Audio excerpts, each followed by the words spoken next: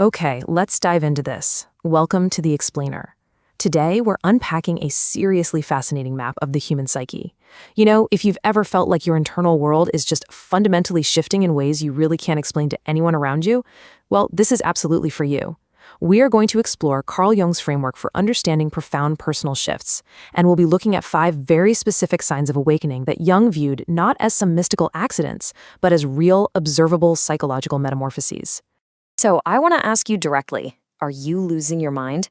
Because if you're experiencing patterns that are just way too perfect to be coincidences, or you're having these intense dreams that feel vastly more real than your actual waking life, you probably feel incredibly isolated right now.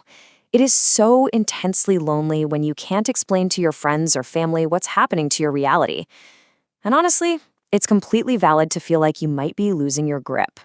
But here's the thing. Carl Jung spent his entire career studying these exact phenomena, and his conclusion was actually radical.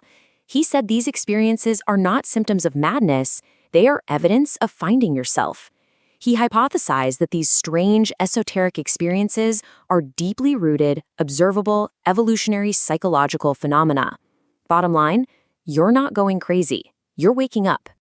To make sense of how this works and why it's happening, here's our roadmap for today. 1. Metamorphosis, not madness. 2. Reality's secret language. 3. The living paradox. 4. Dreams and multiple selves. 5. Living the myth. And finally, 6. Humanity's evolutionary leap.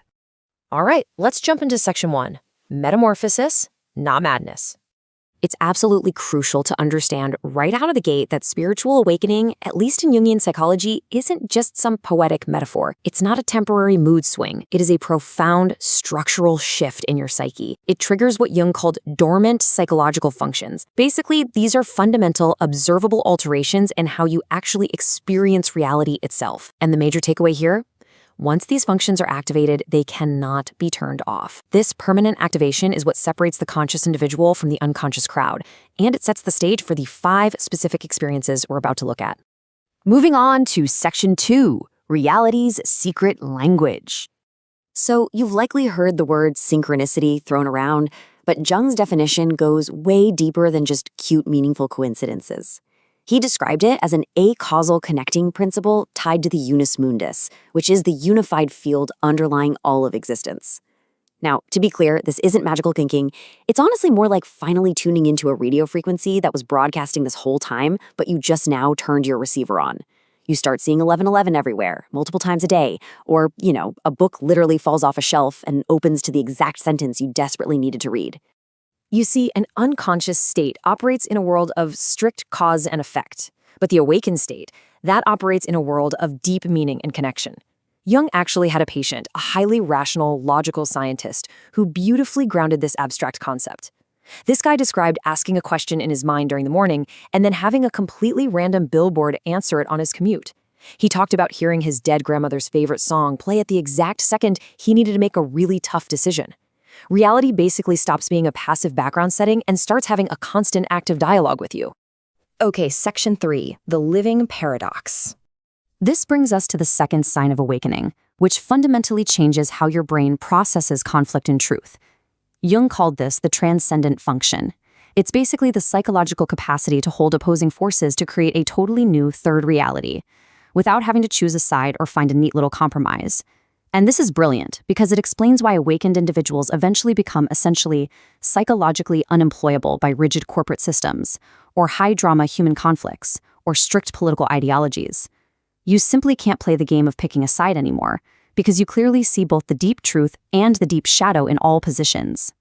What this means is you move from either-or thinking, where you have to identify a victim and a villain, to both and consciousness. One of Jung's patients shared a story that just hits the nail on the head here. They described experiencing their mother's death as simultaneously the absolute worst tragedy that ever happened to them and the greatest gift they ever received. And they didn't just balance these feelings out, they felt both as completely 100% true at the exact same time, and their mind didn't break from the contradiction. That is the transcendent function in action, expanding the mind. Section 4, dreams and multiple selves. Now we're transitioning into the deeply internal shifts. This is where your unconscious mind starts speaking loud and clear, literally reorganizing who you think you are. The third sign of awakening is a total transformation in your dream life, and it usually manifests in three distinct ways. First, there's lucid presence. This is where you are consciously witnessing the dream unfold, acting as both the actor and the audience. Second is prophetic reality. There's this crazy anecdote in the source material about a businessman with zero spiritual background. He dreamed the exact color of his boss's tie during a promotion conversation, and then he dreamed of his father's heart attack days before it actually happened. I mean, that proves these are direct transmissions, not just random neural firings.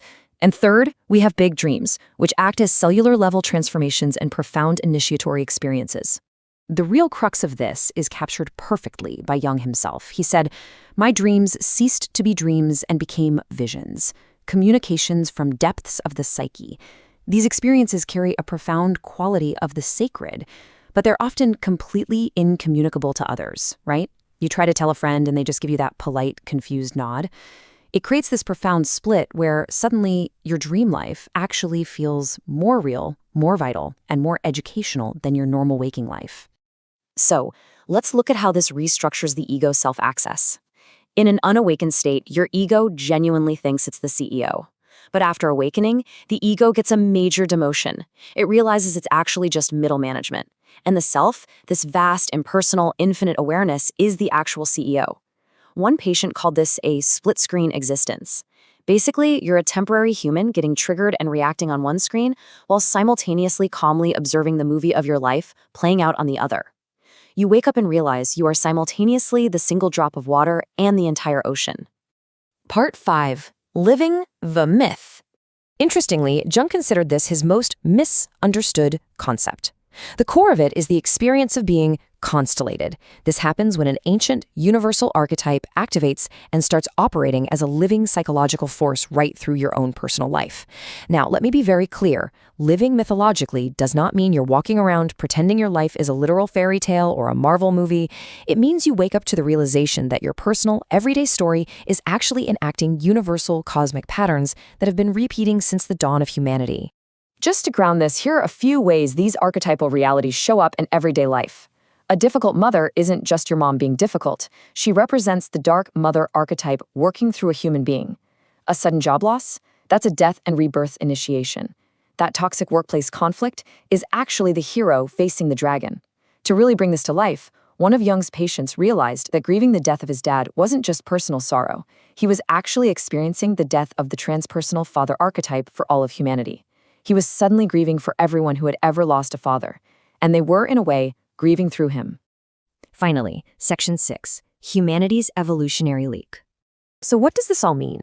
We have to answer the ultimate question. Why is this isolating, sometimes absolutely maddening metamorphosis happening to you right now?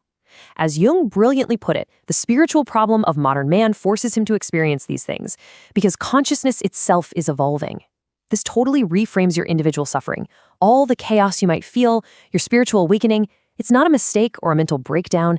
It's a deeply necessary catalyst for our collective survival as a species.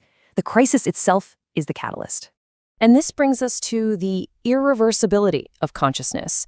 You simply cannot unexperience these 5 phenomena once they've been activated. I mean, you can't just go back to plain old cause and effect once you've experienced synchronicity. Your transformation is permanent. It is exactly like someone suddenly developing color vision, but having to live in a world where most of the population only sees in black and white. You can't prove to them the colors are there, but you absolutely cannot stop seeing them yourself. Because of this shift, you have a very specific role in our collective evolution. You act as a beacon of consciousness. By simply existing in this awakened state, you are adding to humanity's sum total of awareness. You are literally pioneering new psychological territories that will one day be common ground for everybody else. So if you're feeling that intense loneliness, I want you to try and reframe it.